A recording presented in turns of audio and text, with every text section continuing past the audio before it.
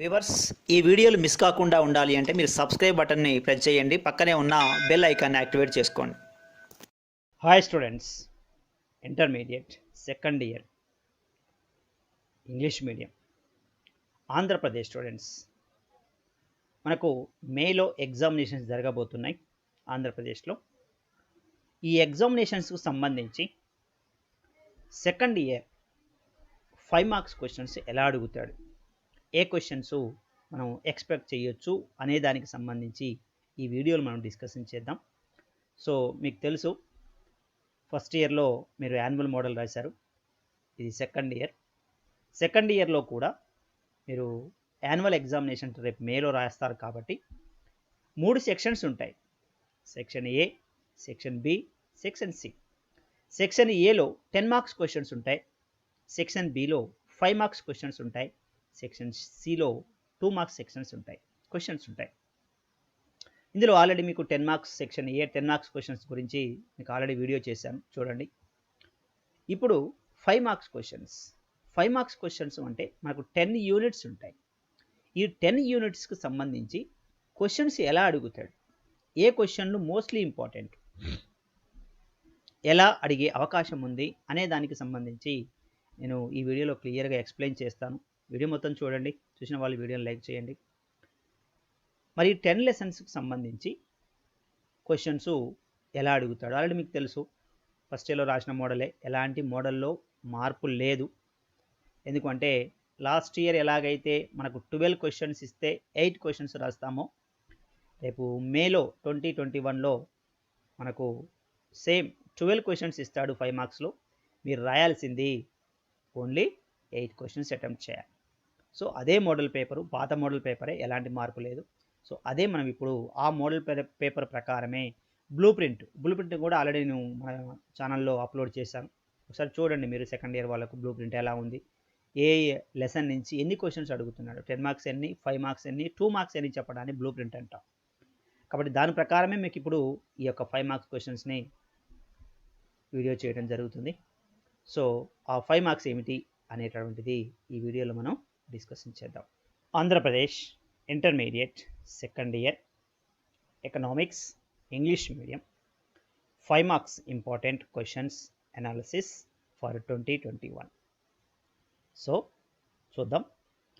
Andhra Pradesh intermediate public examinations 2021 economics second year English medium 5 marks questions analysis. Already మీకు తెలుసు, మనము 8 questions attempt చేయాలి. Each question will carry 5 marks equal to 40 marks. ఇక్కడ ఏమంటున్నాడు, answer any 8 of the following questions. Only మనం 8 questions attempt చేయాలి. So ఇందులో మీకు చూడండి, explain the theory of demographic transition, ఇది సెకండ్ లెసన్ అండి. ఫస్ట్ లెసన్లో మీకు 5 మార్క్స్ క్వశ్చన్స్ లేవు, బ్లూ ప్రింట్ ప్రకారం 5 మార్క్స్ క్వశ్చన్స్ లేవు కాబట్టి మీకు 5 మార్క్స్ క్వశ్చన్స్ ఇవ్వలేదు. సెకండ్ లెసన్ స్టార్ట్ చేశాను. సో ఇందులో మీకు సెకండ్ లెసన్లో ఓన్లీ ఒక 5 మార్క్స్ వస్తుంది. ఇక్కడ నేను 2 క్వశ్చన్స్ ఇచ్చాను. Explain the theory of demographic transition. First one, explain the theory of demographic transition. ఇందులో నుంచి ఒక 10 మార్క్స్ అడుగుతాడు. సెకండ్ లెసన్లో నుంచి 10 మార్క్స్ లేదు, సెకండ్ లెసన్లో నుంచి ఒక 5 మార్క్స్, 2 మార్క్స్ అడుగుతాడు. 10 మార్క్స్ కూడా లేదు సెకండ్ లెసన్లో నుంచి. సో 5 మార్క్స్లో మీకు ఎక్కువగా explain the theory of demographic transition, లేదు explain the occupational distribution of population in India. Okay, so అదేవిధంగా మీకు explain the role of education in economic development. చాలాసార్లు అడిగినటువంటి ఒక క్వశ్చన్స్ ఇవి. సో మోస్ట్లీ ఇంపార్టెంట్, ఈ క్వశ్చన్స్ని ప్రిపేర్ కండి. ఓకే, నెక్స్ట్ థర్డ్ లెసన్లోకి వస్తే, what are the different concepts of poverty. ఒకసారి చూడండి, ఈ 3 క్వశ్చన్లు మీకు ఫస్ట్ సెకండ్ లెసన్లో నుంచి ఇవ్వండి. మళ్ళీ ఒకసారి, థియరీ ఆఫ్ డెమోగ్రఫిక్ ట్రాన్సిషన్ ఒక question, occupational distribution of population in India. Occupation means ఏ సెక్టార్ మీద ఎంతమంది డిపెండ్ అయి ఉన్నారు, how many peoples are depends on agriculture, how much proportion of people depends on industrial and service sector. అవి రాసుకుంటూ దాని గురించి ఎక్స్ప్లెయిన్ చేసుకుంటూ, ఆ డెఫినేషన్స్ రాసుకుంటూ ఆ పర్సంటేజ్ రాస్తే సరిపోతుంది. Okay, explain the occupational distribution of population. So the total population of the country is divided into 3 sectors: agriculture, industrial, service sector. అంతే. Next, role of education economic development. So what is the role of education, what is the importance of education. So ఈ 3 second లెసన్లో నుంచే ఇందులో ఒక question ఎగ్జామినేషన్లో అడుగుతున్నాను మీకు. Okay, second lesson. Next third, what are the different concepts of poverty. Yes, different concepts of poverty, it means types of poverty. Absolute poverty, relative poverty, poverty gap and poverty incidents. So ఇవన్నీ ఉంటాయి మీకు types of పావర్టీలో, అవన్నీ explain చేయాల్సి ఉంటుంది. Okay, so what are the different concepts of poverty. Different concepts means types of poverty. Then what are the different types of unemployment? Yes, this is also frictional employment, disguised unemployment, seasonal unemployment. So few types are there. So you explain the what are the different types of unemployment. So this is also mostly important question. And explain the brief about Deen Dayal Upadhyaya Gramina Kaushalya Yojana scheme. So this is also mostly important question. ఇది 4th లెసన్లో ఈ 3 క్వశ్చన్లు మీకు 4th లెసన్లో నుంచే వస్తున్నాయి. 4th lesson third లెసన్లో నుంచి వస్తున్నాయి. థర్డ్ లెసన్లో national income, once again 4th, 5th, 6th ఈ 3 థర్డ్ లెసన్లో నుంచే వస్తున్నాయి. ఈ మూడింటిలో మీకు థర్డ్ లెసన్లో ఒక క్వశ్చన్ ఎగ్జామినేషన్లో అడుగుతుంది. సో ఇవి చదవండి, మీకు వేరే ఏమీ అవసరం లేదు. ఇందులో నుంచి ఒక క్వశ్చన్ ఎగ్జామినేషన్లో మీరు రాసుకునే ఛాన్స్ ఉంటుంది. ఓకే, సో ఇది third. Next, 4th, agriculture. Explain the role of progress of NABARD in the field of agriculture and rural credit. Yes, role of the NABARD.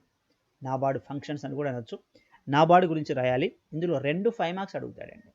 So once again explain the role of progress of NABARD, national bank for agriculture and rural development in the field of agriculture and credit. అప్పు ఇవ్వటంలో, రూరల్లో అప్పు ఇవ్వటంలో NABARD యొక్క role ఏంటి, ఇది ఒకటి. Next, describe the impact of green revolution on Indian economy. What is the impact of green revolution on Indian economy? Then explain the defects of agricultural marketing in India.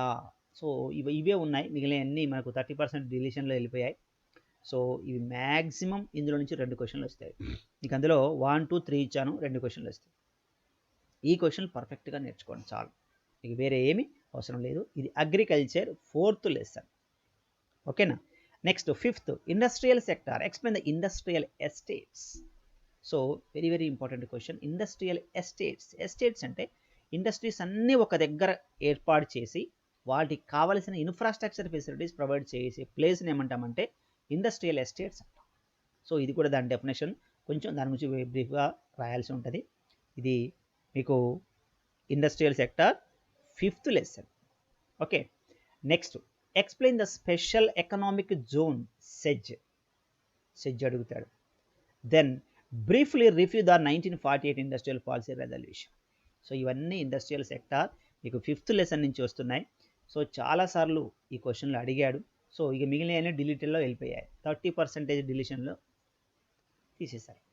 ఓకేనా. So mostly important question SEZ, special economic zones and 1948 industrial policy resolution. Okay, so this is the 5th lesson. And go to the 6th lesson, tertiary sector. Define tertiary sector and explain its importance. Define means you have to write the definition. Then definition rasi, then importance raya. Then the tertiary sector definition and importance. Okay, so this is also important question. Next, what are the advantages of roadways, waterways and civil aviation అన్నా. So waterways, so ఇవన్నీ ఉంటాయి. So ఇందులో మీకు ఎక్కువగా రోడ్వేసే ఉన్నాయి, మిగిలిన అన్ని 30% డిలీషన్లో పోయాయి. So what are the advantages of roadways in India అనేది ఎగ్జామ్లో అడుగుతాడు. సో దాని గురించి మీరు ఎక్స్ప్లెయిన్ చేయాల్సి ఉంటుంది. Okay, then 15, what is the tourism. Yes, what is the tourism definition. Definition explain the importance of tourism. ఎందుకు చేయాలి టూరిజం అంటే ఒక ప్లేస్ నుంచి ఇంకో ప్లేస్లోకి పోయి మళ్ళీ రావడం, చూసి రావడం, సీనరీస్ కానీ లేకపోతే ఆ సైట్లు కానీ, అని టూరిజం అంటాం. సో ఎక్స్ప్లెయిన్ ఇట్స్ ఇంపార్టెన్స్, దాని ఇంపార్టెన్స్ ఏంటి టెరిషరీ సెక్టార్లో ఇది. సో ఇవి మీకు టెరిషరీ సెక్టార్లో ఉన్నటువంటి, వన్స్ అగైన్ చూడండి, టెరిషరీలో డిఫైన్ టెరిషరీ ఒకటి, what is advantage of roadways and what is tourism, explain its importance. ఓకేనా. ఈ 3 క్వశ్చన్స్ మీకు సర్వీస్ సెక్టార్లో నుంచి వస్తున్నాయి. టెర్షరీ సెక్టర్లో నుంచి ఇందులో ఒక 5 మార్క్స్ అడుగుతాడు. 1, 2, 3లో ఒక 5 మార్క్స్ అడుగుతాడు. ఇది 13, 14, 15 ఇది tertiary sector. Okay, next 7th లెసన్లో ప్లానింగ్ అండ్ ఎకనామిక్ రిఫార్మ్స్. ప్లానింగ్లో explain the types of planning. How many types are there in planning and explain the measures taken for the balanced regional development. Yes, mostly important. Balanced imbalances, causes for imbalances and measures taken for balanced regional development. So these are the mostly important question. అన్ని ప్రాంతాలు సమానంగా ఉండాలంటే ఏం చేయాలి, ఏ చర్యలు తీసుకోవాలి? Measures taken for balanced regional development. Okay, next define sustainable and its explain its components. Components means భాగాలు, అందులో కాంపోనెంట్స్ టైప్స్ అనుకోవచ్చు, ఒక రకంగా భాగాలు, దాన్ని ముక్కలు చేయటం. Define sustainability and explain it's components, భాగాలు. సో సస్టైనబిలిటీ, సో ఇది 8th లెసన్ మీకు. And explain the measures for conservation of forest. ఎందుకు అడవులను ఎందుకు రక్షించాలి, ఫారెస్ట్ని ఎందుకు మనం సర్వైవ్ చేయాలి, ఎందుకు కన్జర్వేషన్ చేయాలి? కన్జర్వేషన్ అంటే రక్షించడం, ఎందుకు రక్షించాలి, దానివల్ల బెనిఫిట్స్ ఏమిటి అనేది చాలాసార్లు అడిగాడు. మళ్ళీసారి కూడా అడిగే అవకాశాలు ఎక్కువగా ఉన్నాయి. కాబట్టి explain the measures of conservation of forests. Next explain the need for environment preservation. Environment preservation ఇది 8th లెసన్కు సంబంధించింది.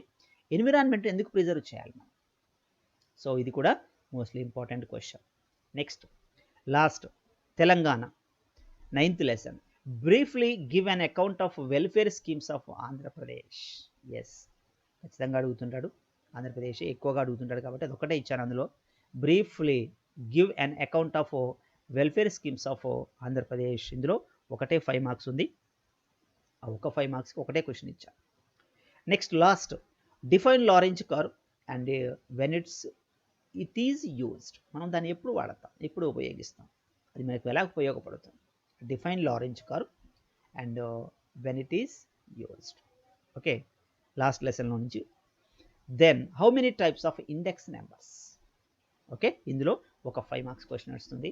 సో స్టూడెంట్స్, ఇలా మీకు సెకండ్ ఇయర్ వాళ్ళకి ఇంపార్టెంట్ క్వశ్చన్స్ని గెస్ చేయొచ్చు.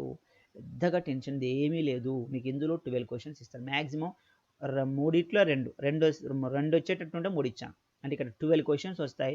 మీకు డబుల్ ఇచ్చాను అంతే. ఎగ్జామ్లో 12 క్వశ్చన్స్, ఇందులో 23 క్వశ్చన్స్ ఉన్నాయి. ఇందులో 12 క్వశ్చన్స్ మీకు ఎగ్జామ్ పేపర్లో ఉంటాయి. అందులో మీరు అటెంప్ట్ చేయాల్సింది ఓన్లీ 8 క్వశ్చన్స్. ఓకే, ఇవి ఫాలో కండి, పక్కా మీకు ఇందులో నుంచి క్వశ్చన్స్ దిగుతాయి. మీరు రాయాల్సినటువంటి 8 క్వశ్చన్స్ ఉంటాయి, అంతకన్నా ఎక్కువగానే ఉంటాయి. సో మీరు హ్యాపీగా ఈ పేపర్ని మనకు ఫాలో అయితే తప్పకుండా మీరు ఎగ్జామినేషన్లో 5 మార్క్స్ క్వశ్చన్స్ రాసేటటువంటి అవకాశం ఈజీగా ఉంటుంది. ఓకే స్టూడెంట్స్, ఇది మీకు second year English medium Andhra Pradesh వాళ్ళకి 5 మార్క్స్ క్వశ్చన్స్ ఎలా ఇస్తాడు, ఏ క్వశ్చన్లు ఇస్తాడు అని చెప్పేటటువంటి ఒక వీడియో. ఓకే, సో స్టూడెంట్స్, ఈ వీడియో నచ్చితే లైక్ చేయండి, మీ ఫ్రెండ్స్ ఉంటే షేర్ చేయండి, కొత్తగా చూస్తున్నట్లయితే ఛానల్ సబ్స్క్రైబ్ చేయండి. Thank you very much.